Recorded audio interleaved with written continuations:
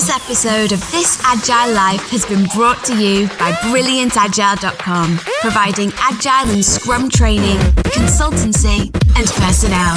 BrilliantAgile.com. Done right, it's brilliant.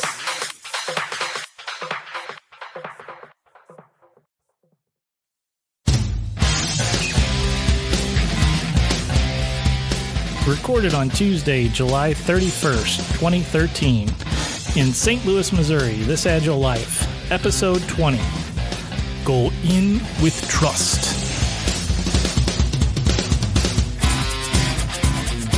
Welcome to This Agile Life, a podcast about what it's like to be agile in the real world. Hello, everyone. I'm the host of This Agile Life, John Sextro. And joining me today is my good friend and co-host, Amos King. Amos, hey John, how's it going? Oh, whoa, we're talking at the same time. I got all excited, stepping all over you. Everything is going really well. I'm still employed, barely. Nobody likes me, but at least I'm getting a paycheck. Barely employed is good enough. It's I'm waiting till that last responsible moment to make the decision on whether I should do my work and stay employed or not, or you just let them fire me. Yeah. Well, I hope you don't get fired, but I hope you also do what you want to do. Yeah, I'm enjoying work. I actually work way too much, which is why I'm here tonight. It's because I can't go home. I understand. Things are good for me. Everything's going great on our project. Having a good time. Well, let's. Good deal. Anything super exciting? Super exciting. No, not really. It's been kind of a grind this summer. No vacation, no time off, just working, grinding. Oh, John, you got to have that work-life balance. Take those kids, go camping for a weekend or something at least. Yeah, that's a good point. I should do that. We've done kids some like stuff. Camping with their dad.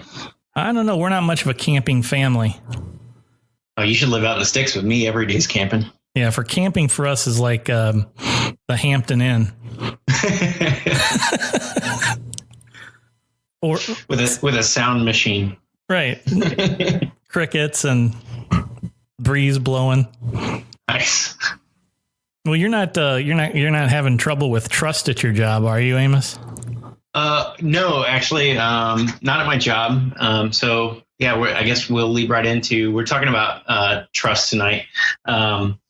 This really comes out of talks with our other co-hosts a lot. We end up talking about practices and people bring up that these practices fall apart in trust. I guess I can just throw his name out there since he's one of the hosts. It's Jason Tice. So thanks, Tice, for bringing up the topic of trust so many times that we decided we needed a whole episode on trust.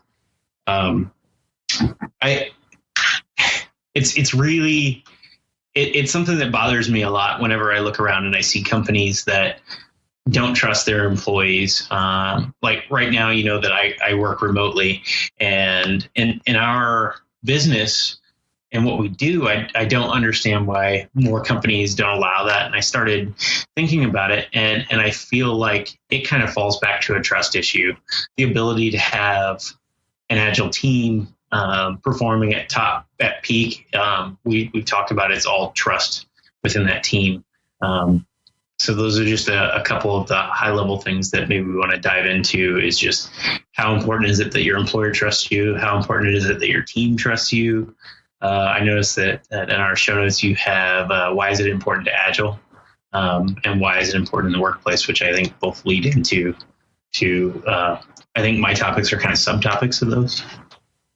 Yeah, I think I have trust issues, honestly, with people that work with me and for me. And it's a challenge for me all the time because I feel like I want to trust people more than I really do.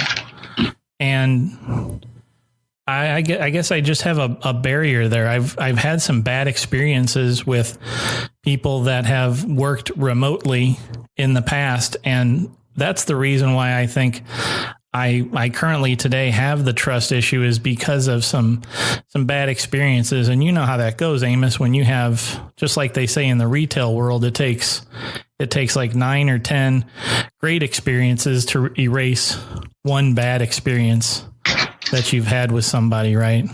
Right. I think I've just had too many bad experiences. And I think for me, I over trust. I give people probably more chances than I should, but I found that in being remote that I actually trust less. And I think that I am also trusted less in being remote. Like when you have remote employees, most employers watch them more carefully. If you have a rather large business, now I'm not saying that if you have a small business that's 5 employees, you're probably going to notice this, but in past employers, if you have 150 developers, teams of 8, 10, it's easier to hide whenever you're local. You can get up and go talk to someone at work. You walk away from the team, you can just say, hey, I got to go talk to so-and-so. And the team doesn't think anything of it. They don't question whether you were asked to go talk to them, especially if you say that you want to go talk to one of the executive level people or a manager. Like nobody goes and asks that manager if you were supposed to talk to them. And in pair programming, as long as you don't frequently just sit there and do nothing, like you can get away with, only really giving 1 day a week and kind of sitting around and being that back pair who doesn't get super involved in the pair programming. And most people don't notice, especially if you have a big enough team that you can bounce around so that you're not pairing with the same guy all day, every day. That really seems like an oxymoron, that you can hide better when you're present, when you're in the building with everyone, doesn't it? I mean, I guess it's a false sense of you're engaged and you're present, so you're there and you're doing things, as opposed to sitting on the recliner or the lazy boy at home watching soap operas or Judge Judy or something. Right. If you're let's say you're doing remote pairing and you start watching TV and disengaging, you start saying what a lot, right? And you aren't quite paying attention. They ask you a question or you go so long without saying anything. The guy sitting on the other end of those headphones, it gets pretty lonely and quiet on those headphones. And so they start paying more attention to what you're doing and, hey, how come you're not involved? So either they engage you and you start involving, or they start saying, hey, this guy's not doing anything. I know he's at home. Maybe he's just watching TV or setting his laptop down and walking away. But every time I ask him a question, he says what? And I have to repeat it again. And he seems lost in the code, things like that. You notice when a person's sitting there, you have other people walking around that can interrupt, that I think that's good and bad. But through those interruptions, you're allowed to turn around and talk to somebody who walked by. So your pair is like, oh, I'll just let him talk to him. And that just your presence of being there alone gives some sense of, hey, he's here. He must be doing something. Or at least he is part of the time. Like, I don't think any of us believe that anybody can really go 100% 8 hours a day. Even pair programming, the pairs your brain just kind of gets burnt out. That's why we head off to lunch usually and don't just sit at our desk and eat. It's interesting that we're talking about this today, because on the last episode 19, we talked about objections to Agile, and one of those objections was that remote Agile or distributed teams doesn't work. And if you have distributed teams, that Agile doesn't work. And what we were doing was calling them either confirmed, plausible, or busted, like the Mythbusters do. We had like 5 or 6 of them. What was that one? We said it was plausible. Plausible. So why? Let's bring up the Agile Manifesto and see what things in the Agile Manifestos could lead to this. Because I wasn't there, but I would like to see what we think here. The reason was the reasons given were really around face-to-face conversations. And what we discussed was that you can create artificial face-to-face conversations. You and I are having a face-to-face conversation today. You're in St. James, Missouri. I'm in St. Louis, Missouri. We could easily be across the globe from each other today. It just so happens that we're a couple of hours apart, right? So we can create face-to-face. We can create face-to-face opportunities and conversations through technology. But what the other side of the coin is that it's just again a trust issue. You don't know what somebody's doing when you don't see them the other percentage, whatever that other percentage of the day is. I think that one way that you can mitigate that is to do pair programming, so that the remote people, it could be the entire team is remote, but if you have pair programming going on, people switching pairs, you're less likely to have somebody not doing anything. But I think that you can just as easily have somebody not doing anything in the room.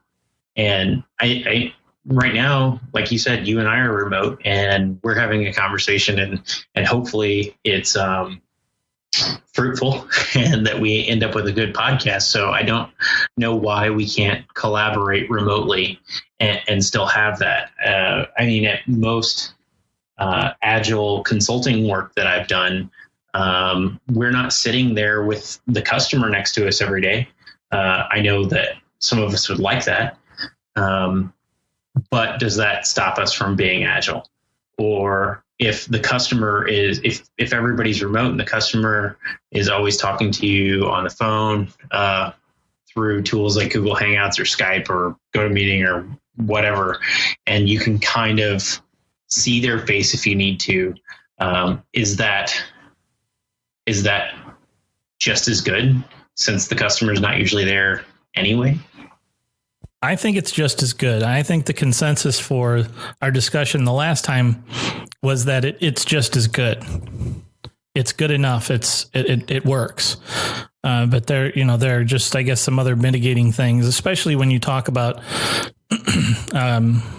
teams that are very geographically separated.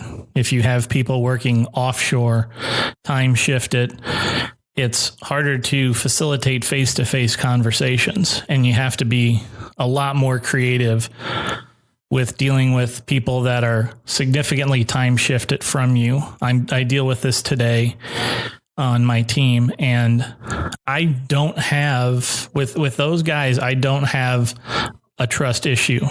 And they're remote. Yeah, they're in Bangalore, India. So how do you build trust? I think there are a number of ways to build trust. The way I gain trust in people, or the way I grant people additional trust, is based on the work that they do and what they produce. So, do you feel like you can judge that work better if you can learn to trust better if they're sitting somewhere in the same building as you? In a cubicle, maybe, or awesomely in a war room? I think I can get to know the person better, and in that setting, and possibly that act of getting to know them better is going to allow me to trust them more. I could see that. My biggest thing with building trust, I think, is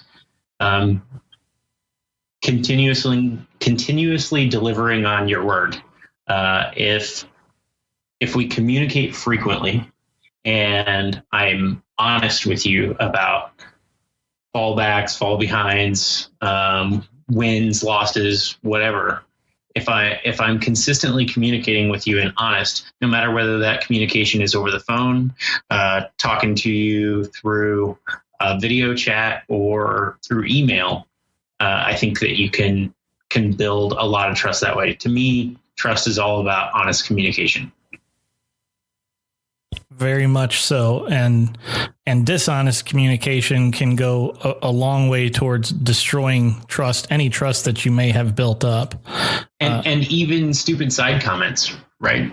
If you're working with these offshore people that are at a different time zone than you, I imagine a lot of your communication is asynchronous, and that asynchronous communication gives you a chance to collect your thoughts and not accidentally say something stupid that could break trust. And there is a living record of that, so that later on, if somebody does decide that they don't trust you because of A happened and B happened, and you've had that asynchronous communication with them and not just a side conversation in the war room, you can actually bring that up and say, hey, here's that email. Do you remember us talking about this? And a lot of times that can bring that back to the forefront and then actually reinforce that trust that should be there, and allow both of you to maybe even though it was over email and we talked, that there wasn't good communication there. So how can we improve that? And you're working together to improve communication, which I find is communication and trust are the things that I see that kill Agile teams the most.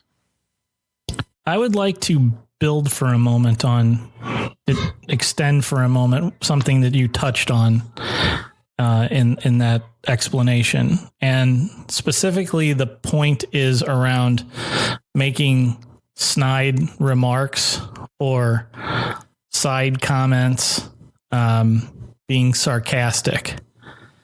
And I think I've worked with you and around you quite a bit, and you're a funny guy at work.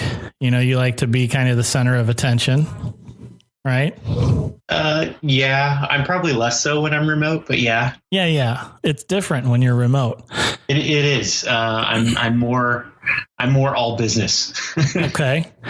But how do you think that, what effect it has on a team when there's somebody that's constantly making sarcastic remarks? Like everything is sarcasm, right? There's very little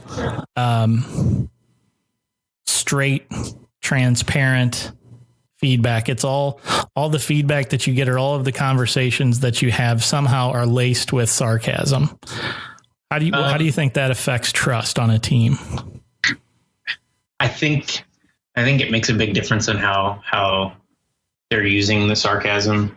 I have seen it be very detrimental, and I've seen it not really matter. Whenever you're using sarcasm as a way to tell somebody that they didn't do something right, or they could have done better, that usually just destroys a team. I'm trying to think of past sarcastic remarks that I've made, and I can't really think of any right now. I'm especially trying to think of things that I might have said when I worked with you. I didn't have anything specifically in mind that you said. It's just that.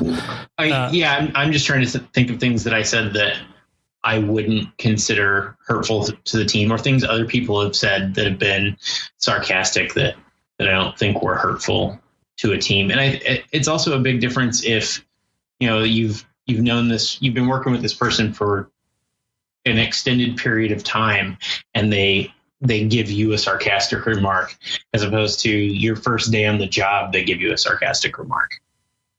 It's repeated. Yeah. It depends on your context with the person and how much you know them. But then beyond that, I also think it depends on how often somebody is sarcastic and to the level that they take the sarcasm and the way in which they use the sarcasm. In general, over the past 5 or 6 years, I've tried to, in all serious cases of conversation, remove sarcasm from my vocabulary. And I think that is a good thing, especially, like you said, in a serious topic. If we're sitting there talking about a bug that was introduced in the system and it's been hard on the team, it's probably not a good time to throw that out. I also think that retrospectives are a bad place for sarcasm. I think yes, I agree. A retrospective needs to be very open and very transparent, and sarcasm degrades your ability to be open and transparent, I think. And it creates some passive aggressive feeling in the room. Well, depending on how tight knit your team is, a lot of times in retrospectives, I've also seen people call others out on that. Like, hey, can you stop the sarcasm and tell us what you really think, kind of thing? Because oftentimes, if you get to know each other well, you can tell if they're being sarcastic or serious. And I know a lot of people use sarcastic comments as a defense mechanism when they feel cornered. And that's kind of, for me, I don't know that it's feeling cornered. I not just sarcastic comments. I tell a lot of jokes whenever something's hard for me emotionally. And that's pretty common, I think. Telling jokes is different than sarcasm, though, right? Right. But I guess my jokes are about the situation at hand, though. Okay. It's not like, hey, that bug really killed us last week. Why'd the chicken cross the road? You know? That was a terrible joke. Yeah, that was. Well, why don't we talk a little bit more about why we think trust is so important to Agile? And I'll kind of go ahead and say a few words about it, Amos, and see what you think. Okay. But so much of Agile is centered around self-organizing teams, right? It's kind of one of the core principles. And so much of the ability to allow a team to be self-organizing really is based in trust. You're asking the team to get together, figure out how to solve problems without a manager or a boss having to intervene and hold your hand and decide how you're going to work and when you're going to have your stand up and when you're going to start getting ready for your demo. You're trusting a team to make all of those decisions on their own and to get organized together and to figure out when they're going to do all of the critical things that are necessary. So the key principle of self-organization within Agile, to me, is the reason why trust is so important in Agile. Just at that team level, I guess for the Agile Manifesto, maybe it would be the individuals' interactions part. If you have a hard time trusting other team members internally to the team, like you're not a manager, you're a member of the team, it's hard to work together and have those interactions moving forward, because there's always trying to think of the right word for it. There's always something in the back of your mind that they're not being completely honest with you, which makes you hard. It's hard for you to be completely honest with them. And so the things that they're saying, the things that they're suggesting, might be great things, but you might take it personally because you suggested the thing right before and you think that they're just trying to undermine you anyway. And that's the biggest part of trust I see, is that, if I don't trust you to do something, it doesn't matter whether you're remote or local or anything. If I tell you to do it and I don't trust you to do it, I'm going to just micromanage you and watch over you and check it out on you. And if you are somebody who could get it done on your own, you're probably going to be pretty frustrated with me and maybe start looking for a new job. And I'm paying you to do nothing because I'm pretty much doing all the work. because I'm always on top of you? Why am I not going ahead and focusing on something else that needs to get done because I know that you can do it? And if I can't do that with you and I'm a manager, then maybe we should, or an owner, maybe we should start looking at finding someone else to take your spot and for you to move on.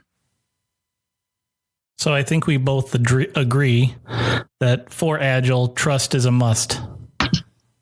Yeah. Well, and we just talked about the team there, but also with your customer, right? You have to build trust with them that they know that you're going to work on their priorities and try to understand them. So you need to have that constant communication and trust with them. Otherwise, they're going to do the same thing. They're either going to micromanage or they're going to find somebody else to do. And either way, you're probably not going to be happy. Yeah, this is the part of the trust conversation that we've had before on This Agile Life. And my response to trust among or between the customer and you, your client and yourself, is that I don't necessarily think that I deserve or earn a lot of trust up front. And I don't want a lot of trust up front. And I really don't want a lot of trust at all from my customer, from my client. I want just enough trust. I want them to be a little skeptical about me. I want them to trust but verify the things that I tell them, or especially with the software that I deliver to them. And maybe that's where you have your own trust issues, because I'm kind of the opposite. I'm like, if you're not going to trust me, why did you hire me? Why not someone else? I don't know. I mean, I don't mind it when the project starts and I'm comfortable with a little bit of level of skepticism, maybe is the right word. Yeah. But as our relationship moves forward, I would like you to get to a point where, when I say something that I've already looked into it. And I don't mind healthy conversation or you pushing back. But if I'm doing research for you to solve some problem and I tell you, I think this is the best way to solve it, and then you go hire somebody else or do the research yourself, why did you pay me? Why did you waste your money? And you make a good point. I heard some people recently talking about hiring people, and I think that this conversation kind of extends over into trust quite a bit, because do you interview plumbers? Do you interview a car mechanic? Do you interview a dentist or a doctor? Not usually, but I do have, I don't, when they say, hey, you need a new carburetor, I don't normally question what they're saying. Oh, I let it go. I mean, well, I question the hell out of it. Maybe this is again my trust issue, Amos. I might question a little bit, ask them like what the symptoms are and stuff, but I don't normally say, okay, now that you've diagnosed the problem, let me take it to somebody else and have them diagnose it and then bring it back to you and have you fix it and then take it to them and double check that you fixed it right. Normally, well, it depends on the cost, right? Like if it's not going to cost me a lot of money, I will go ahead and let you fix that. And if the problem's not fixed, I'm not coming back to you unless you guarantee your work and I come back and you're like, I don't know, but I'll fix it for free. And even then I might be a little leery. But I think that's why a lot of people go with contracting instead of employees, is because that buys them that little bit of ability to say, hey, thanks, I'm going with somebody else now. And even you can build that in by having short-term contracts, or I've even seen contracts that say this contract in the first 30 days can be terminated without cause at the at the beginning of the business day, we can tell you at the end of the day you're gone with one day notice. And then after that point, you have to give me 15 days notice to terminate the contract. So it gives you that little window to build trust. So I want to build trust with my customers and clients, but I still want them to have a little bit of skepticism, a healthy amount of skepticism, so that they will verify the work that I do and ask me questions and take a skeptical eye towards demos and really closely look at what I'm delivering, and hopefully we will build a higher level of trust after the relationship goes on for a little while, just like I would build trust with a person that worked on my car over time, or a dentist, or a doctor. Initially, if I would go to any of those people and they would tell me something is wrong with my car or my teeth or whatever, I would immediately assume that, I don't know. I mean, this could just be them wanting to make money from me. Well, and I think that, so there's a difference between not trusting and having a healthy level of skepticism. I agree with that, especially when you talk about them at demos or checking your work. I don't want them to say, yep, it works, and then me deploy to production and the next day get a call like, oh, crap, it broke in this way. Yeah. It's a lot harder to fix after that.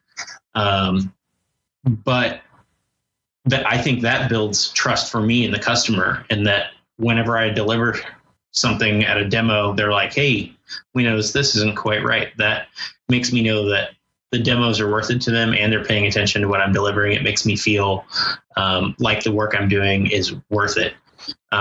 Where I would say the trust thing comes in is I actually worked for a consultancy one time that had the customer went and got another consultant firm and had them do a code review on the code that we wrote in order to make sure that it was considered good.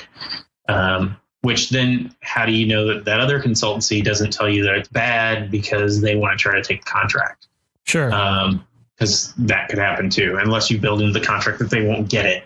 But luckily, the consultancy came back and said, "This is great. We would clamor if somebody came in and said, hey," because this consultancy their main thing was we clean up bad code.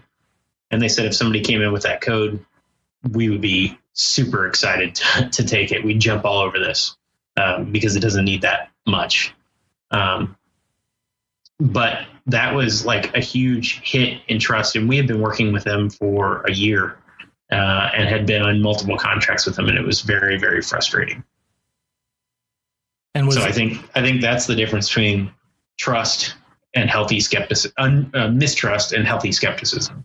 So you felt one is I talk to you and we talk it out together, and I pay attention to what you say. You pay attention to what I say. That is skepticism. Mistrust is whenever you go outside to find someone else to do it. Yeah. Or even yourself a little bit. I mean, if you're a programmer and you hire my team as a consultancy and we're working with you and you're looking at the code and looking at commits, I perfectly expect that you're going to give me feedback like all the time.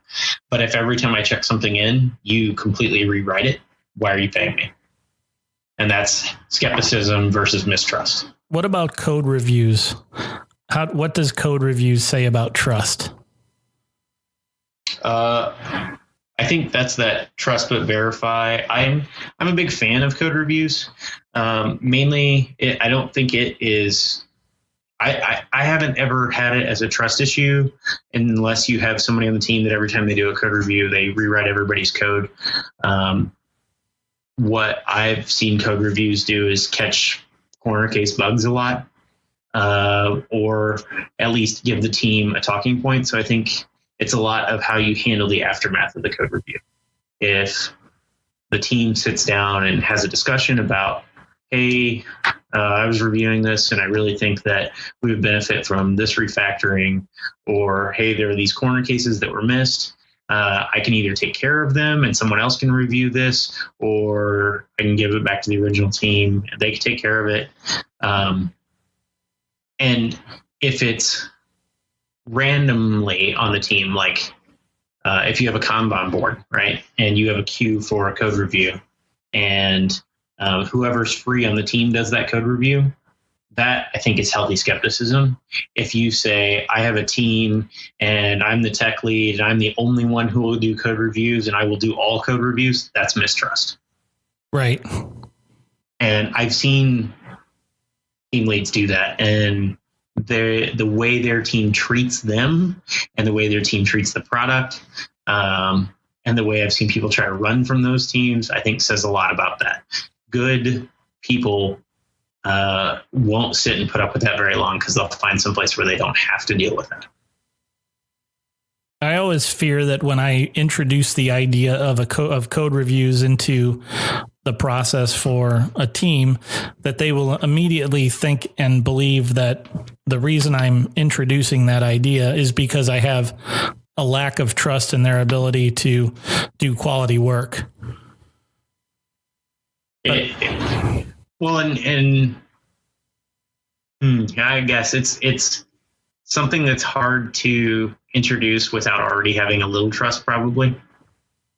I don't know how the teams that I've introduced it on, and it's usually been further in, or actually the team I'm on now, like the first day I walked in the door, actually before I even started, I told them I thought code reviews were a good idea because people could further knowledge through discussion that arises from code review, and they jumped all over it. So I think it's why you're saying you're doing the code review. Yeah, there's a lot that goes into the presentation of the idea. You don't just want to drop it on them and say, we need to do code reviews. And because that just comes off as sounding like you don't trust them. So if you explain a process, especially the one kind of that you outlined, that makes code reviewing a rotating responsibility on the team, so that there's team ownership for reviewing the code rather than a BA or a tech lead or an architect always being the one to review code, then it feels much less like Big Brother and more like collaboration. And you can explain it as it's an additional way to help ensure quality, help cross share information about what other people are doing and developing and how they're doing it, and techniques that they're using and techniques that they could use. And so there's a lot of ways to present it, but you definitely have to be mindful about how you present the idea to a team. And can code reviews be used to build trust at that point? Can they be used to build trust? Mm-hmm. I think that it can go both ways. So I think you have to be careful about, because it might build trust in some cases if everyone maybe already has a certain level of trust. And I think it would depend on how people approach the concept of doing a code review, and are they following some good practices around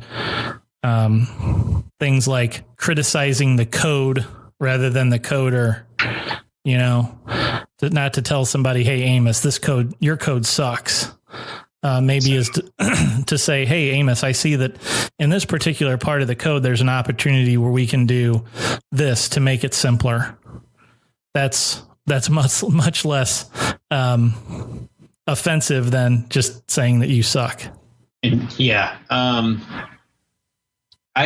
Yes. So I think it can be used as a tool to build trust, but I don't think the other one's really necessarily destroying trust as much as pointing out the people in the team who have trust issues, because it's usually the reviewer who is rewriting code, like entirely large quantities of the code, and not talking or calling people idiots or getting angry. That is a person who has trust issues with the rest of the team. And it can push those trust issues out, at which point you can discuss them in a retro and hopefully bridge that gap and increase the trust, or that I now have poison in the team and I need an antidote. You make a good point, and I think it's something that has to be considered. And I think it's something that you have to be cautious of with the personalities on your team. It could be dangerous to introduce code reviews into a team that already has some personality conflicts or some trust issues, which maybe kind of takes us to another topic or another slant on this particular topic tonight, Amos, and that's hiring people and how you hire people that you can trust. And that's hard.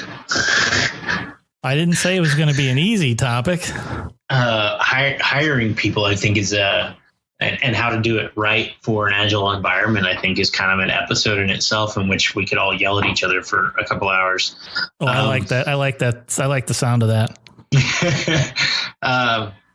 So, like I told you, I have a tendency to trust first. I think the best way to build trust from moment one when you walk in is to one of my old coworkers just popped up on my computer. I'm trying to ignore it. Where was I? Oh, the good way to build trust from the very beginning is I don't like to take someone into a room and grab a whiteboard and say code, and I sit there and watch. First of all, we don't code on whiteboards. Right. And there's a lot in psychology about state-based learning, and I guarantee that a lot of that happens at the keyboard facing your computer. I've seen some pretty amazing coders that you get them away from the keyboard and they can't even talk about code. So I don't think that that's a good place. So start out in your hiring process by just having a fun conversation. Hey, what do you like to do? Ask them a lot of questions. Don't talk about yourself. Just keep asking questions until they ask a question. You'd be amazed at how much you learn about them and how good you make them feel. Then from there, I like to go out to maybe a coding exercise, but it's not, here, you sit at this computer and do this coding exercise. It's, hey, let's work together and solve this problem. Well, even better if they're comfortable with it. Whether your contractor or your customer is comfortable with it, or your business is comfortable with it, have them actually work on your project. I know that you might have to have them sign NDAs and things like that to do that. And if you can't do that, there's always little problems out there that you can work on together, but make it a pairing session. Don't actually sit there and expect them to write every test.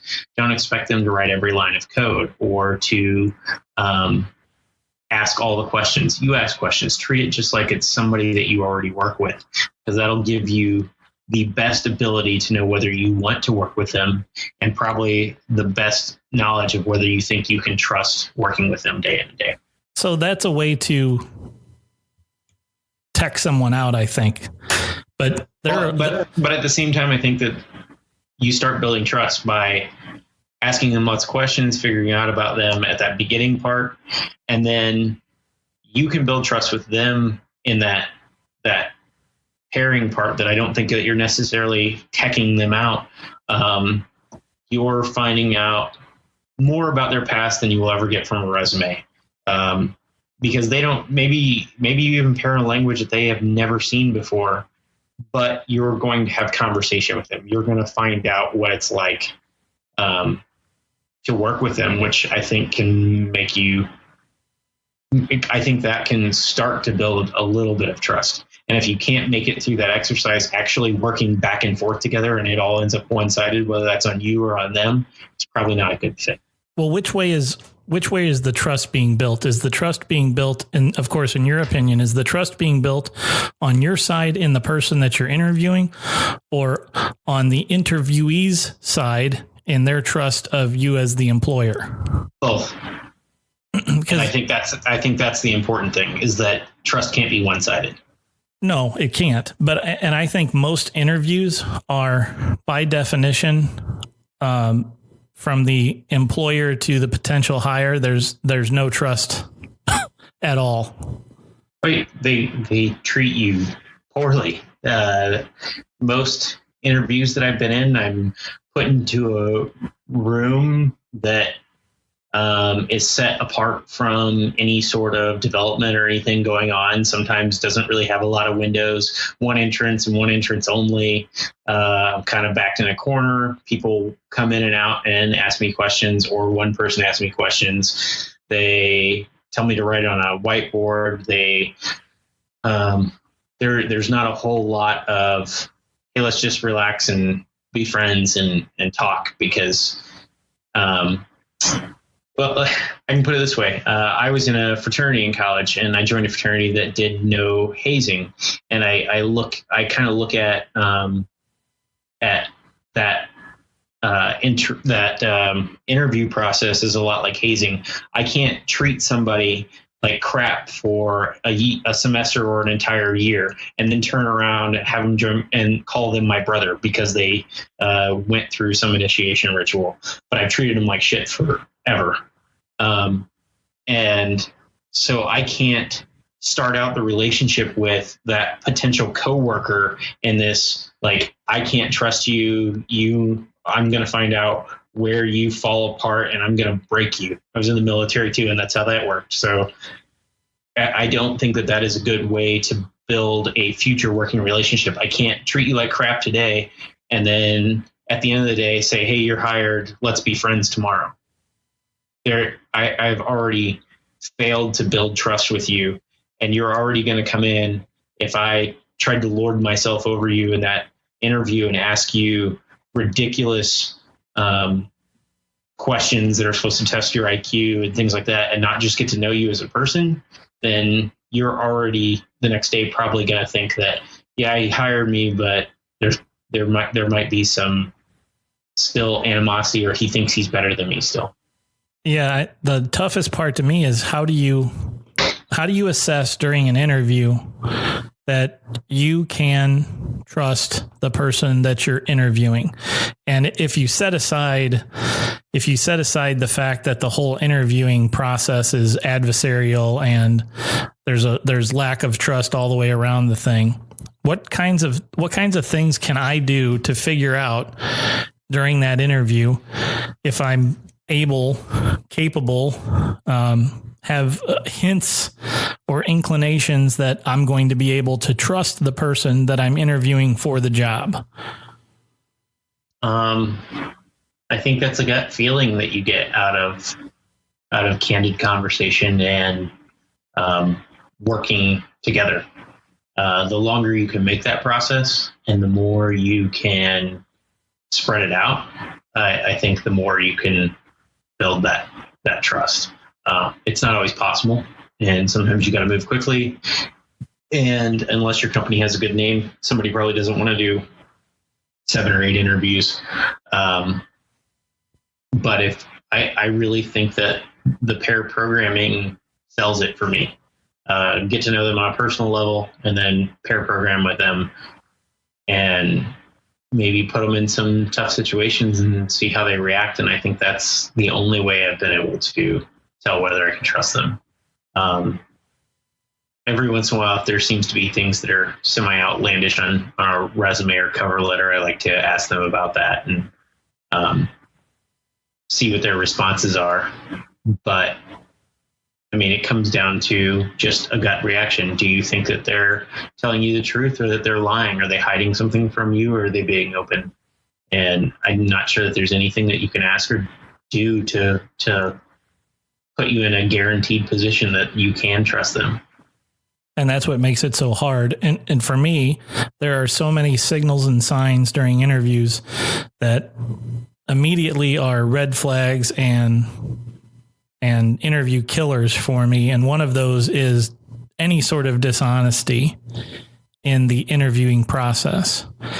You know, some people are maybe a little desperate, or they want to inflate their skills and inflate their experience.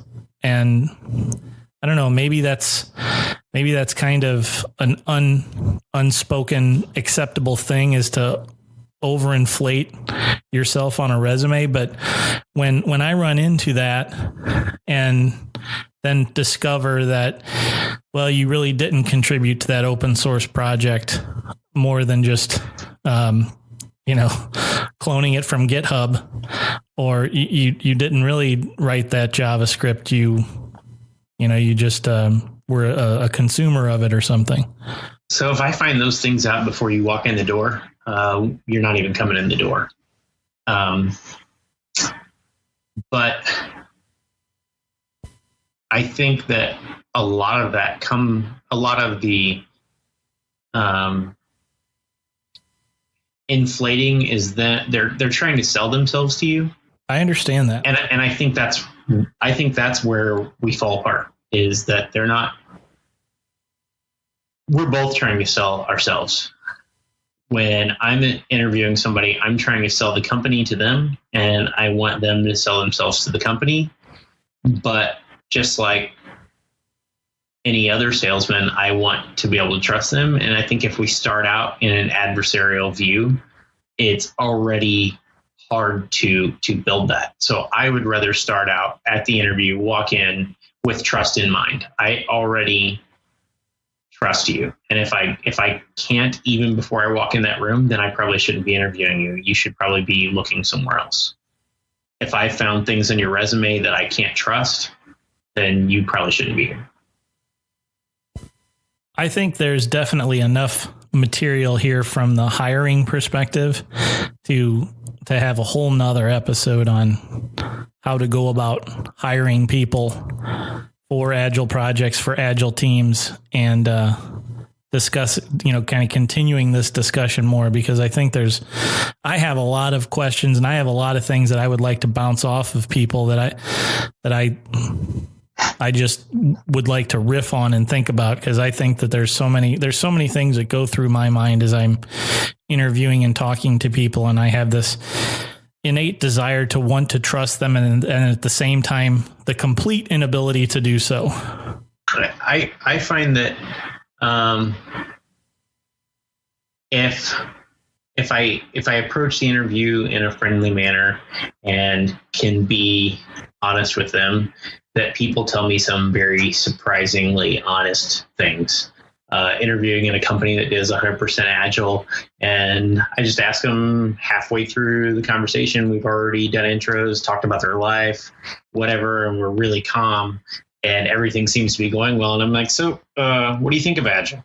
Or pair programming is another big one, where they're like, I think it's dumb. And it amazes me that people are willing to be that honest. And I really believe that they're willing to be that honest because I have set that tone in the room from when I walk in. Usually not the interviewee, although you can control it from that side of the room. If you're walking into the room to interview somebody, the interviewer controls the tone in that room. And so if you set that tone of mistrust, that's how the whole interview is going to go. So set that tone of, hey, I'm here to find out if we can work together. Right now, you wouldn't be here if I didn't think that it would be possible.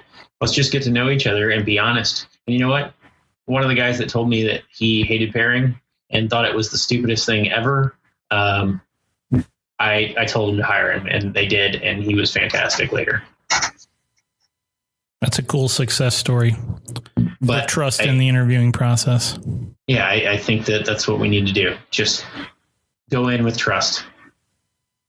Go in with the idea that you're trying to make a best friend. I like that. All right, Amos, I think that's all we have time for discussing trust tonight. I trust that you enjoyed our conversation. I did. It was fantastic, and I trust that you enjoyed the conversation. You trust correctly. John, I trust you. I don't trust you. I don't know how you can't with a smile like that. Thank you, Amos. I trust you. And I look like Opie Taylor. How can you not trust me? That's right. I mean, you have the kid next door look. At least it's not Eddie Haskell. Though. Have you ever heard of the game Werewolf or Serial Killer? Yes. Those games. I actually was the killer one time and made it all the way to the very end. And twice was called out as being the killer. And I was like, I'm not. And they're like, how can I trust you? I was like, look at me. I look like Opie Taylor. How can you not trust me? I can't lie without laughing. Yeah. And they moved on. Every time they moved on right past me. I ended up winning because of that. Do you think I'll remember that if we ever play Werewolf? Do you think anybody and understands my Eddie Haskell comment? Do you know who Eddie Haskell is? I think you have to be at least 40 or 50 years old to get that. No, I know that I got to see a picture and then I can tell. Eddie Haskell. Is that like Leave It to Beaver? Yeah. Okay. So I just looked at the picture and he's not the older brother. No, he's completely untrustworthy. But really? he has an innate ability to sweet talk parents and make them trust him. So you don't be Eddie Haskell. I'll try not to. My hair's not curly enough. That's true. All right, Amos, let's do our picks and I'll let you go first. All right. So actually, I'm going to take my first pick from Zach Briggs, and I'm going to put his Twitter handle in here. It's the other Zach, ZACH. So he gave a talk at Ruby Midwest that I was at, and he kind of touched on this, and he gave another talk at RailsConf about it. His talk, you should watch it. It's awesome. It's about learning. No one's going to teach you but you, basically. And he has this idea that every time he has to look something up, and not every time, I guess, but he makes like a flashcard out of a note card with it.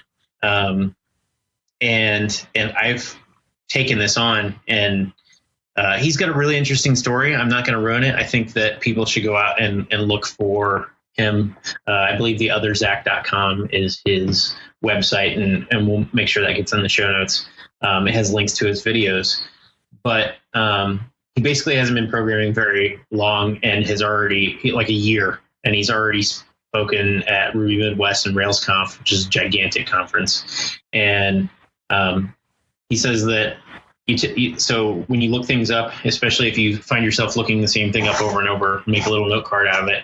And I started doing it. And really, I find out that after I make the note card, I don't have to go look it up anymore. Even if I don't use the note card as a flashcard, but I actually have these flashcards sitting on my desk. So I have jump to a marked line in Vim, and on the back of it I have a tick mark and mark. So just those kind of things, like things that I was looking up to try to figure out how to do. And every once in a while I look something up and I find myself making 3 or 4 note cards because in the documentation I'm like, oh, I want to do that and that too. And it has been a fantastic learning tool. And I just talked for like 10 minutes about note cards. So that's awesome. You know what's crazy about that, Amos, is that it's such a common sense thing. I mean, we did that all the time in school, right? It's like, why didn't we ever think of this on our own before? Because when I was trying to learn word definitions, I don't think they ever helped me. What about, okay, I guess you could debate that. I think that, no, I think that that's good. And I agree with you. I think the big thing for me, why it works now better than before, is because I have a vested interest in the topic. And I type so much that I rarely actually use a pen. So when I go to write something down, it's like a switch in my head that says, hey, why are we writing this down? This must be good. Yeah, must be important. So Zach has been awesome, and I've actually pair programmed with Zach on my next pick, which is exorcism.io. That sounds scary. It's a website from Katrina Owen, and she just open sourced it yesterday, today, something like that. And I was working on it. I only made a couple commits the other night, right before she completely open sourced it. But it's got a little command line client, and it's got a few languages right now. I'm going to go look because I don't remember all languages. There was Ruby and JavaScript, Ruby, Clojure, and Elixir. And Elixir is kind of a Ruby Erlang thing. It runs on the Erlang VM. It's kind of a cool language. But you go in and you sign in with your GitHub account, and you can pull down exercises. And you can only get to like the first one, and you not only it comes with a test suite, you implement everything and submit the code back up. But the idea is that you try to write the most readable code, and then people get to nitpick your code, and you can talk back and argue about the nitpicks. And I think it really helped me in doing nitpicks for other people, think about the reasons why I do things. And I get to see some pretty cool solutions to some pretty easy problems, and learn a lot of new things about a language that I've been using for a long time. And in order to get to the next exercise, you actually have to get approved by a site admin. And approved doesn't mean that your code is good or your code is bad. Approved means that we think that the conversation is exhausted on this exercise, so it's time to move on to the next one. Very cool. That's very cool. It is awesome. And just people are clamoring all over it. I love it. So she's one of the Ruby rogues, right? Katrina is. Yeah, and she also is one of the teachers at Jumpstart Labs, and I guess uses the site with some of her students. At least that's what she mentioned in a couple nitpicks of my code. But I write perfect code, so usually it just gets approved without talking. Bullshit.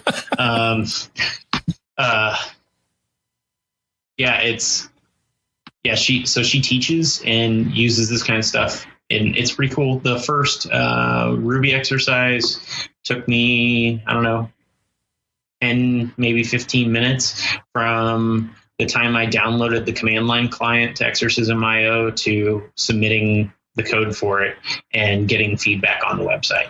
So that was pretty fantastic. Cool. And since it's open source, we can all even make it better. Yeah, I love it. Good picks. How about you, John? How about your picks? I've got 3. I'm kind of going a little overboard today. My first pick is from this guy named Amos King. I don't know if you've ever heard of him, maybe. But I hear he's the most untrustworthy person in the world. I don't think so. Comparing him to Hitler, but we don't need Hitler jokes. No, let's leave that out. You did a video, Amos, on TDD with Ruby, and I'd like to make that one of my picks because I thought that was a really good video. And you get to hear my daughter talk to me in the middle of it. That's extra cool. So what did you like about it? I'm kind of interested. I didn't ask you earlier because I wanted to make sure that we got it on here. Yeah, I think that. Well, number one, I'm jealous because I've been wanting to do this exact thing for over a year, and have been too lazy or not motivated enough to go and do it. I do take monetary donations. Sure. I do as well. I think we all do. And so please feel free to donate to Amos if you enjoy his video. And I think this is a great way to reach out to a community and build up trust by giving things away, giving away information, giving away your experience and your learning. And that's what I really liked about this, was that you're putting this out there for people and giving it away. And not that it wouldn't be good if you were charging for it, but I think this helps build trust with people that you can do these things. You can teach people how to do TDD. You're competent in test-driven development. This is another way, Amos, to build trust with people. It's one of the reasons why I started this podcast, and the two podcasts that I've done is because I want to help instill trust and have people have trust in me, in my ability for Agile and other things as well. Right. Cool. Okay. Well, thank you. I appreciate the kind words. You bet. My second pick is something that I'm dying to own. And it's a virtual telepresence robot. I think I've actually told you about this before. So do you think that you could trust a remote worker more if they had a telepresence robot? I do. We're working. I do.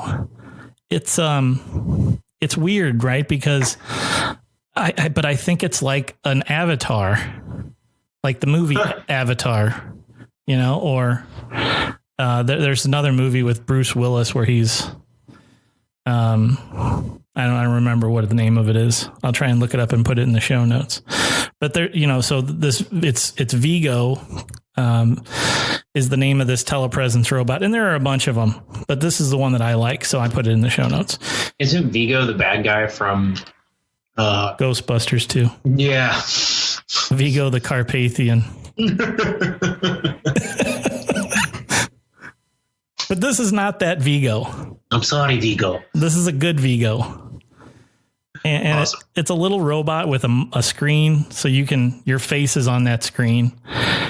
And you can see people, you can hear people. It's got a camera, it's got microphones, noise canceling microphones. You can control it, roam it around an office, and it's kind of like you're there. So I think that I'm dying to have a client that'll hire me and let me use this little guy. I think that it could either be really great or really annoying to the people in the office. And if I was in control of it, it would probably be the latter. Obviously. But I like it. Okay. And my last pick, Amos, if you haven't seen this before, this blows me away. It's this game. It looks like it's HTML5, I think. I'm not sure. A game that teaches you how to use Git. And it's mind blowing that somebody would do this. It's called Learn Git Branching is I think the name of the thing. And it's a series of challenges, essentially, like you might see on a mobile device sort of game where it's like Candy Crush Saga or something, past this level. And it's a fun way to learn Git. And if you don't know Git and you just want to learn Git, or if you just want to have some fun and happen to learn Git along the way, you should really check out Learn Git Branching. I'll put the link in the show notes. It's a ton of fun, a little bit addictive, and I've actually learned stuff from it. So there you go. Those are my picks. This is pretty crazy. It's awesome. Yeah. Told you. And it's beautiful. It is very beautiful. It is very well done. It is just it blows my mind that somebody put that put that together. Do the windows look like Mac windows when you're not on a Mac? I don't know. I doubt it. Oh, you use Mac, don't you? Yeah. I just always assumed you were a Windows guy. Take the knife out of my back. No, this is very, very cool. I like it. All right, guys. Well, that's all we have time for today. Amos, it's been a pleasure to get back together with you on This Agile Life. It's been a long time. You've been so busy with all of your consulting and personal stuff. I really appreciate you making some time for us today, and tell your wife I said thank you for agreeing to let me have you for an hour and a half tonight. Oh, no problem. I only got one trip to the hospital over that, but we won't talk about that here. Okay, good. How can people find out a little bit more about you and what you're doing out there on the internets? Well, my blog has had some new content, I think, since last time we talked. Maybe not, but I've actually written stuff on there once in a while. Dirtyinformation.com. I'm available on Twitter or GitHub at Adcron, ADKRON. Kind of been all over the place. I'm tweeting a little bit too much, so maybe wait a little bit to follow me before you just get flooded with Amos all over your screen. Nice. And I'm John Sextro. If you want to learn more about me, you can find me on Twitter, probably the best place to track me down, at JC Sextro. Follow me. You can DM me, reply to me, all that good stuff. And you'll get my attention. We also have a Twitter account for the podcast, so follow at This Agile Life as well. And we also have a website, and be sure to check out our website at thisagilelife.com to find the show notes for tonight's podcast and the show notes for all our podcasts and all of our previous episodes, including the one we talked a little bit about tonight. That was episode 19, where we talked about objections to Agile. All right, that's it, Amos. Thanks, everyone. Thanks for listening, and keep living this Agile life.